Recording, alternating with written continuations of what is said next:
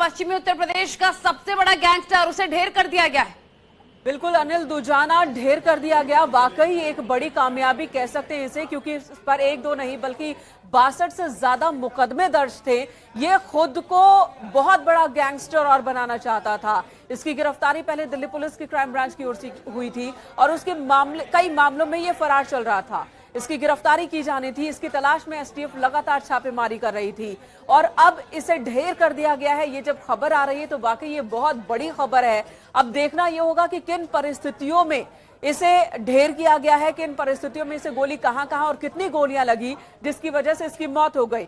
ऋषभ भी इस वक्त हमारे साथ जुड़े हुए। ऋषभ, आपसे जानना चाहेंगे, अनिल दुजाना एक बहुत बड़ा सिरदर्द बना हुआ था। इससे पहले कई बार वो जेल गया, जेल के अंदर से भी अपनी बातों को मनवाने में कामयाब रहता था, बाहर आ जाता था और फरार भी हो गया। अब जबकि ये ढेर कर दिया गया है तो ये खबर मिल रही है क्या कि इसकी लोकेशन का पता है एसटीएफ को? कैसे लगा था? एसटीएफ कब से इसके पीछे पड़ी थी और क्यों आखिर इसे जिंदा क्यों नहीं पकड़ा जा सका? देखिए, एसटीएफ लगातार अनिल दुजाना के पीछे पड़ी हुई थी। अनिल दुजाना के बारे में बता दूं तो 90 के दशक में पूरे पश्चिमी उत्तर प्रदेश में अपराध की बात होती है। नोएडा हो, ग्रेटर नोएडा हो, गाजियाबाद हो, वहां पर दो गैंग सक्रिय हुआ करते थे। एक सुंदर भाटी का गैंग था, दूसरा अनिल दुजाना का गैंग था। दोनों अक्सर आमने सामने आ जाते थे, चाहे वो नोएडा, ग्रेटर नोएडा में पार्किंग के ठेकों की बात हो, सरिया स्क्रैप के कारोबार की बात हो, रंगदारी वसूलने की बात हो, जमीनों पर कब्जे रंगदारी वसूलने की बात हो। ये दोनों गैंग आमने सामने हुआ करते थे और कई बार दोनों गैंग में आमने सामने फायरिंग भी हुई है। बीते कई दिनों से एसटीएफ पीछे लगी हुई थी अनिल दुजाना के पीछे और आज सूचना उसके मेरठ में होने की मिली थी, जिसके बाद एसटीएफ ने घेराबंदी की है। आपके पास लौटूंगे। मेरठ से निखिल हमारे सहयोगी तमाम जानकारी के साथ हमारे साथ जुड़ गए हैं। कहां से इनपुट मिले थे निखिल, क्या जानकारी? देखिए, अनिल दुजाना जो है ये नोएडा का एक गैंगस्टर है और इस पर 50 से ज्यादा मुकदमे दर्ज है और इसकी मुठभेड़ हुई है मेरठ के जानी में एसटीएफ की टीम के साथ। बदमाश के आने की सूचना पर घेराबंदी की गई, यहाँ पर दोनों तरफ से फायरिंग हुई।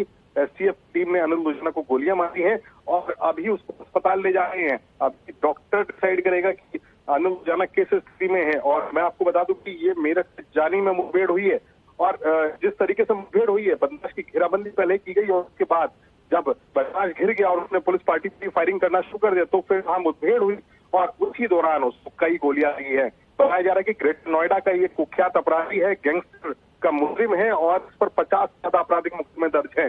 पहले जेल जा चुका है, लेकिन अब यहाँ पर इसके आने की सूचना की बड़ी वारदात को अंजाम देने की जानकारी एसटीएफ को लगातार मिल रही थी और ऐसे में इसके साथ मुठभेड़ हो रही है।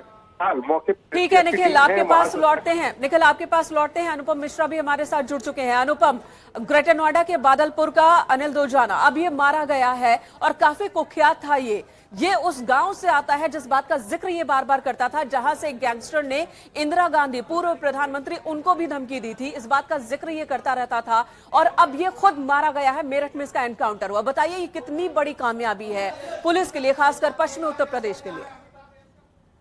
बिल्कुल साहब,